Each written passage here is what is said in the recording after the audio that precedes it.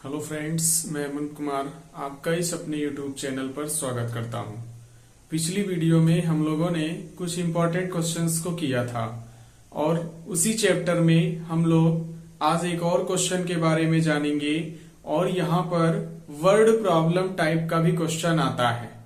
तो उसकी अगर हम लोग बात करें तो जैसा कि आप देख रहे हैं, क्वेश्चन लिखा है कि दो अंकों की एक संख्या एवं उसके अंकों को उलटने पर बनी संख्या का योग 66 है।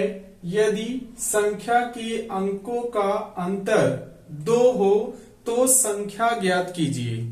यानी कि इस टाइप का भी क्वेश्चन आपके एग्जाम में पूछा जाता है। तो ये आपका संख्या से रिलेटेड क्वेश्चन होता है, वर्ड प्रॉब्लम टाइप का है, उसको जो है आपको करना है। तो इस टाइप के क्वेश्चन में हम लोग सबसे पहले जो है संख्या को बनाने का प्रयास करते हैं। तो वो संख्या जो बनेगी उसमें अंक यूज होते हैं, तो उन अंकों को मान लिया जाएगा। तो लिखेंगे कि माना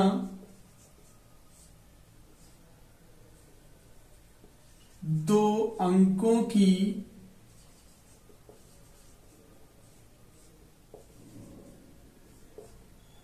संख्या के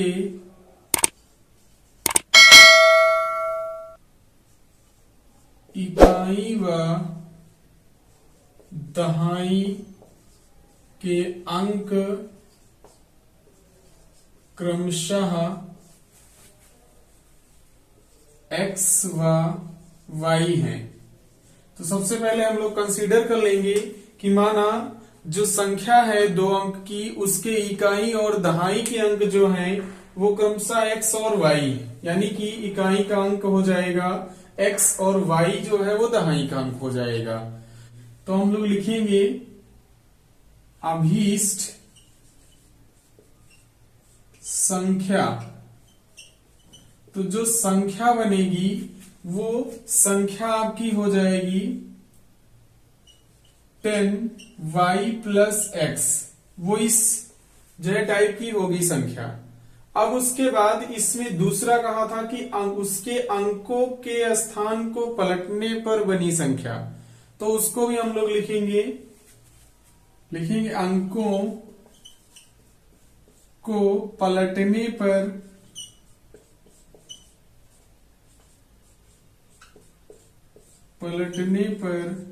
प्राप्त संख्या। तो अगर अंकों के स्थान को पलट दिया जाए, अंक को हम लोग पलट दें, तो जो दूसरी संख्या मिलेगी वो x के प्लेस पर y आ जाएगा और y के प्लेस पर x, यानी कि जो संख्या मिलेगी वो 10x + y, ये आपको मिल जाएगी। उसके बाद में यहां पर इन दोनों का योगफल दे रखा था 66, तो उसको लिखेंगे प्रश्नानुसार, और उसको अगर राइट किया जाए तो दोनों को ऐड कर लेना है, यानी कि 10y + x और प्लस 10x + y, इन दोनों का एडिशन जो है वो 66 आ रहा था। अब इसको थोड़ा सॉल्व करेंगे, तो सॉल्व किया जाए तो ये लाइन आपको दिखेगी 10y प्लस का x प्लस का 10x प्लस y = 66। y को y में हम लोग ऐड कर लेंगे, x को x में ऐड करें तो ये 11x हो जाएगा प्लस 11y = 66। यहां से 11 को कॉमन भी ले सकते हैं, तो कॉमन करें तो ये लाइन आपको दिखेगी 11x, ये 11 कॉमन हो गया तो x प्लस y = 66, या x प्लस y = आपको दिखेगा यहां से इस 11 को 66 के अपॉन में लिखेंगे, तो 11 बन जा 11, 11 6 जा 66, यानी x प्लस y = 6। इसको इक्वेशन 1 कंसीडर कर लेंगे। उसके बाद उसमें और बात करें तो ये देखो यहां पर लिखा था कि यदि संख्या के अंकों का अंतर 2 हो, यानी कि जो डिफरेंस है डिजिट्स का वो 2 दे रखा था, यानी कि x माइनस वाई की वैल्यू जो है वो 2 दे रखा था। इक्वेशन 2 इसको कंसीडर कर लेंगे। अब ये 2 इक्वेशन आपके पास में मिल गई, इनको हम लोग सॉल्व करके x और y की वैल्यूज को प्राप्त करेंगे। तो लिखेंगे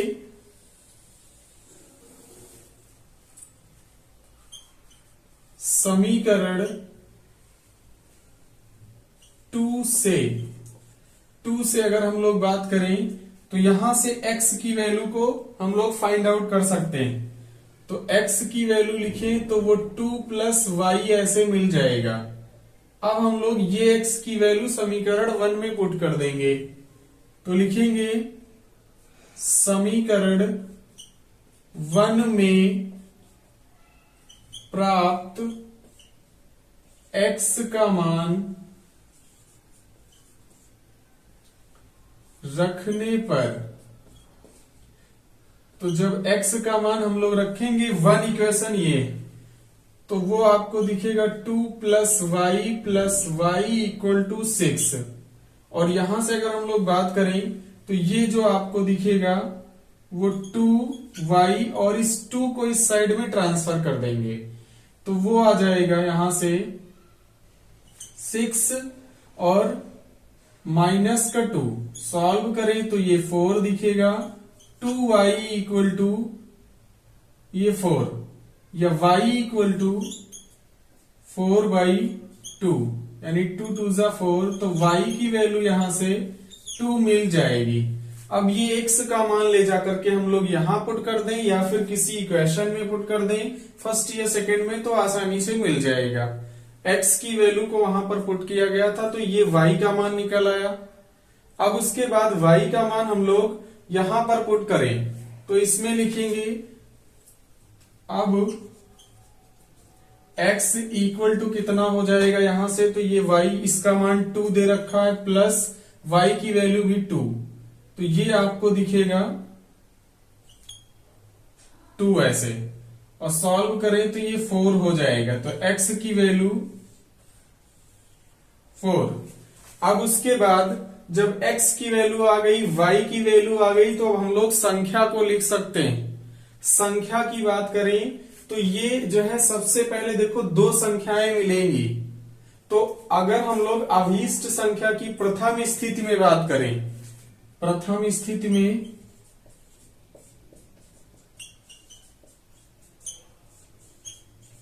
में संख्या जो हो जाएगी, संख्या इक्वल टू वो आपको मिलेगी यहां से।